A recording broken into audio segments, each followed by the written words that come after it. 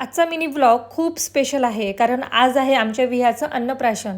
त्यासाठी ज्या वस्तू मागवल्या होत्या ना त्या थँक गॉड लास्ट मोमेंटला का असेना पण रिसीव्ह झाल्यात. ही सुंदर अशी फुले संदीपने डेकोरेशनसाठी आणली होती. त्याचा वापर करून हे छानसं डेकोरेशन आम्ही दोघांनीच केलेलं आहे. इतरांपेक्षा थोडंसं वेगळं पण तितकं साधं आणि सिंपल असं. अन्नपूर्णा माता, श्री गणेशा, श्रीकृष्णा यांनाही विराजमान केलं आणि 56 भोगची थाली मस्त अशी सजवली. एवढंच नाही तर लाडूला पण छान तयार केलं. किती गोड दिसते माझं बाळ. त्यानंतर मग तिचं औक्षण केलं.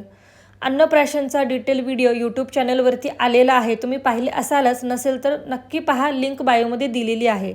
त्यानंतर लाडूच्या हातूनच जे अन्न होतं ना ते देवाला अर्पण केलं सुरुवातीला आणि त्यानंतर मग अनेदादाने लाडूला खाऊ घातलं. पहिला घास अनेदादाचा, त्यानंतर पप्पांचा आणि नंतर मम्मीचा नंबर आला.